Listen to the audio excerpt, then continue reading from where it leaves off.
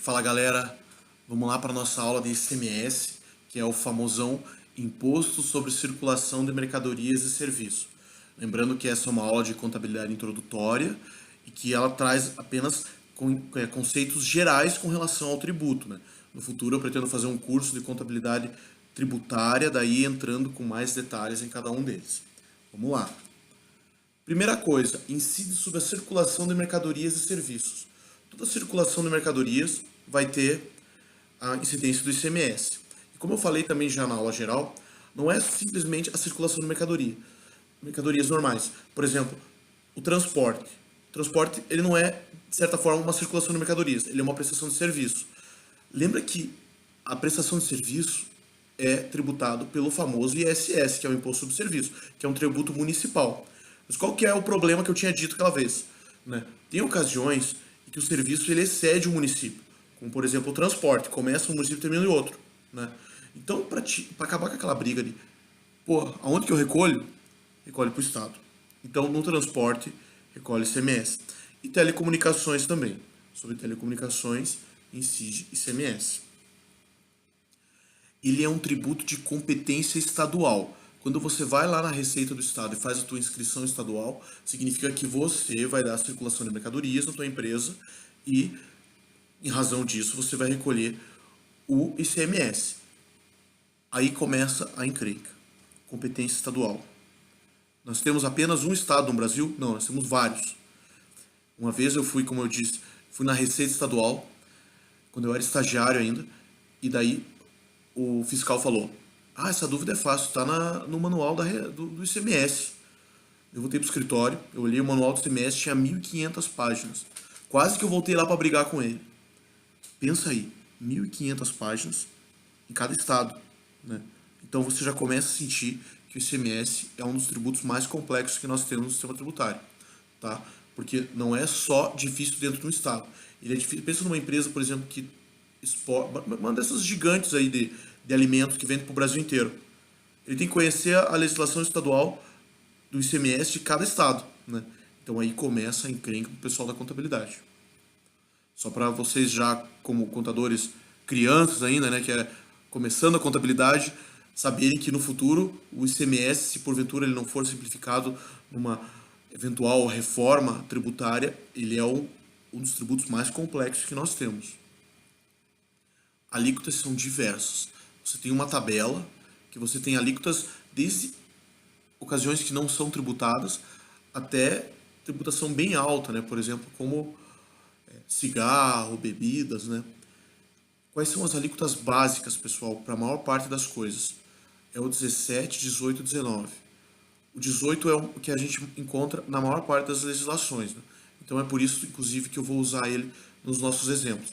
Mas se porventura você tiver, você for dono de um mercado, o mercado só trabalha com um item, não, ele trabalha com centenas de itens.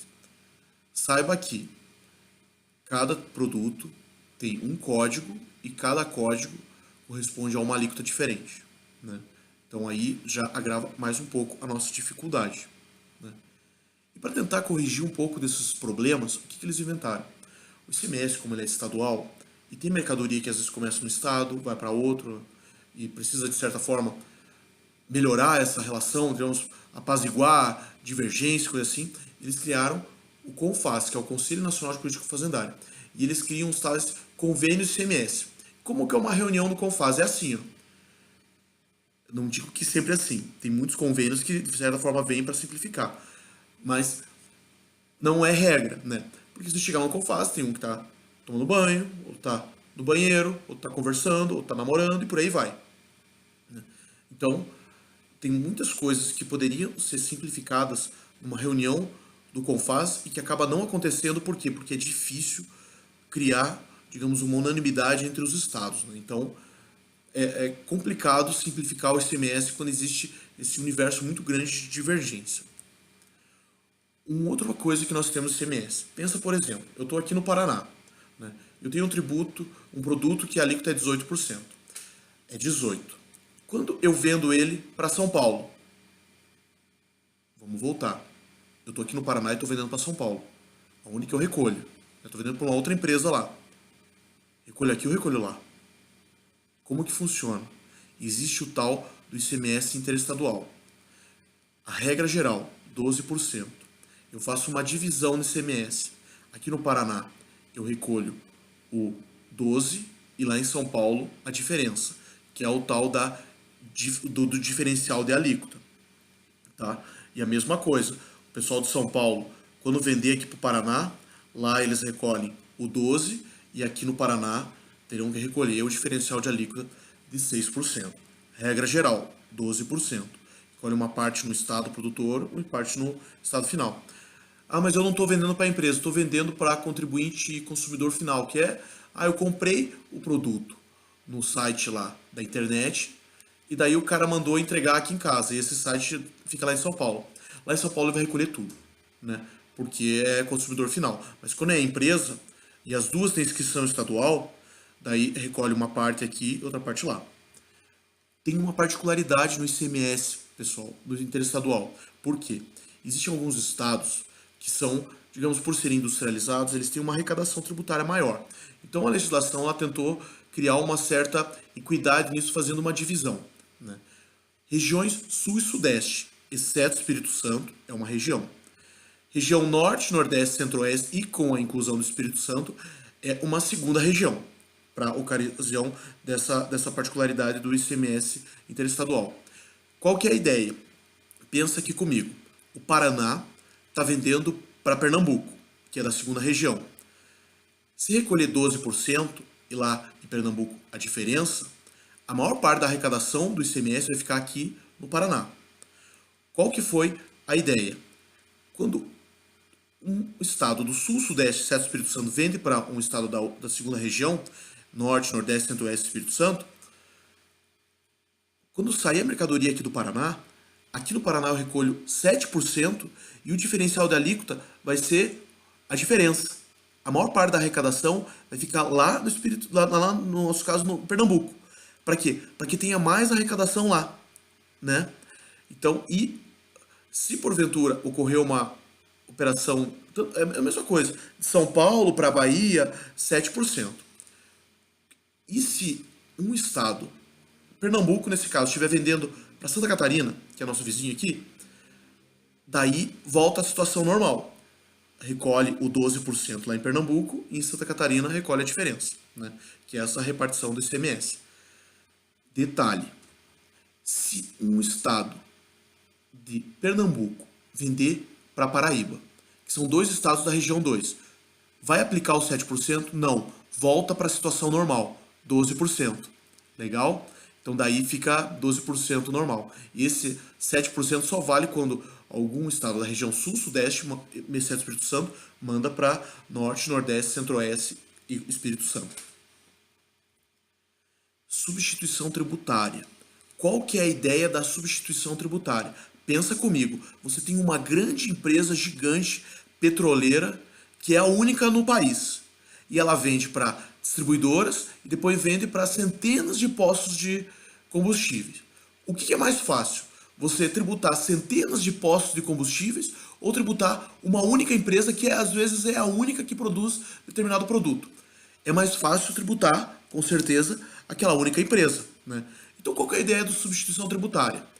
Recolhe o ICMS de toda a cadeia da empresa maior, né? E o mesmo vale para o inverso. Pensa, por exemplo, você tem vários produtores rurais que produzem, digamos ali, que tem granja, né? Cria um frango. E depois você manda para uma grande empresa que é a que processa esse frango e depois faz a distribuição. O que é mais fácil? Você recolher já no início ou recolher no final, só nessa grande empresa? Recolher no final. Então o ICMS ele pode recolher antes ou depois. A ideia da substituição tributária qual é? É recolher onde é mais fácil fiscalizar. E é mais fácil fiscalizar uma empresa do que centenas. Legal? Outra coisa curiosa que nós temos no ICMS, tributação por dentro. Como que você imagina o ICMS 18%? Pega um bem que vale 100. É muito fácil. Incide 18 sobre o 100, vai ser 18 de tributo, o preço total vai ser 118. Não é. Infelizmente. Isso daqui é uma das coisas que cria dor de cabeça para todo mundo e esperemos que no futuro, com uma reforma tributária, essas coisas venham a ser simplificadas. Como que funciona o tributo por dentro? É assim, ó. Valor do bem, 100. A base de cálculo, eu primeiro tenho que descobrir a base de cálculo. Eu faço essa continha, 100, que é o valor do tributo, e divido por 1 menos 0,18, para dar 121,95. O que significa 121,95? Faz comigo, pega a calculadora, corre lá e pega a maravilhosa, que é a nossa HP12C, ou pode ser uma calculadora normal. Digita 121,95, Enter, 18%. Olha que curioso, o 18% dá 21,95. Se você tirar o tributo, o que sobra é o valor do bem, que é o 100. Olha a maldade. A carga tributária dentro do valor final de 121,95, 18% sobre aquele valor é 21,95, que é o tributo. De forma que o tributo esteja dentro do valor final, né? E não, por exemplo, você incidindo o valor final sobre o valor do bem. Não. O tributo sobre o valor do bem. O tributo ele está dentro também do valor final. No valor final que existe, 18% daquele valor final é correspondente ao ICMS. Olha que maldade. Só por fazer um cálculo desse jeito, a gente sai de um 18 reais ali de tributo para 21,95. Você aumenta a arrecadação simplesmente mudando a forma de cálculo. Esperemos que uma reforma essas coisas fiquem mais fácil. Professor, na aula, você vai cobrar desse jeito? Vai ser uma confusão? Não. A gente lembra que estamos num curso de contabilidade introdutória. Então eu vou cobrar da forma mais simples, que é inclusive a que eu vou trazer no exemplo agora. Uma coisa que tem no ICMS é o crédito. Quando você compra a mercadoria, aquele insumo que chegou na tua firma, ele já teve a incidência do imposto. Então, quando você fizer a saída desse produto, você precisa descontar o que já foi pago de imposto lá no passado. Senão você vai estar recolhendo 2 vezes o imposto. Então, vamos contabilizar junto, né? Contabilidade introdutória, pessoal, lembra? Coisa básica. Se alguém tiver aqui já no terceiro ano, no segundo, contabilidade tributária, eu vou lançar o curso no futuro com mais detalhes. Mas aqui é contabilidade introdutória. Comprei a mercadoria por 50. Eu sei que 18% daquele 50 não é valor do bem, é imposto, é o ICMS. Então eu preciso tirar aquele valor, até porque depois no futuro, quando eu for pagar o meu ICMS, eu vou ter que tomar crédito disso. 50 mil. Bate lá na HP comigo. 18%. O que dá? 9 mil. Então eu vou lançar. E a diferença é 41 mil. O valor do bem puro, sem tributo, é 41. Então eu vou lançar débito em estoque, 41, crédito fornecedores. Pronto, dei entrada na minha mercadoria. Agora eu tenho que dar entrada no tributo. Débito ICMS a recuperar porque depois eu vou usar ele. Ativo circulante, pessoal, porque é um crédito que eu vou usar, entendeu? Você lança débito por quê? Porque é uma coisa que a empresa tem que vai usar no futuro. Então ela está no ativo, ela está em coisas da empresa. Contra o fornecedor também, né? Porque eu comprei do fornecedor. A nota veio do fornecedor com 50 mil. E o débito? Eu tenho aquela mercadoria e eu fiz uma venda dela por 100, né? Vendi a mercadoria por 100. Eu tenho lá, tenho que lançar o 100 na minha contabilidade. Debito caixa, vamos fazer de conta que pagou à vista. Crédito, receita de 100. Lembra o meu CMV? Tenho que baixar o CMV. Quanto que estava no estoque? 41, eu vendi tudo. Débito, CMV, crédito no estoque. Baixei o estoque. O meu tributo dessa operação, a minha operação, lá no DRE, despesa de ICMS, 18% sobre 100, vai dar 18 mil. Crédito, agora sim, no passivo. ICMS a recolher ou a pagar. Você escolhe a forma que você quer escrever. 18. Tenho lá 18 que eu tenho que pagar. Lá no meu passivo. Como que eu faço o pagamento? Pagamento do tributo. Eu sei que o meu ICMS da minha operação é 18 mil. E eu tenho crédito, que é 9. O que eu faço? Na minha conta lá, ICMS a recolher, que está lançado 18 mil a crédito no passivo, eu preciso lançar um débito nele. Débito de ICMS a recolher contra crédito ICMS a recuperar. Lembra aquele ICMS a recuperar que eu tinha débito no ativo? Eu vou lançar um crédito ICMS a recuperar contra débito ICMS a recolher a pagar. Eu estou diminuindo o meu tributo a pagar.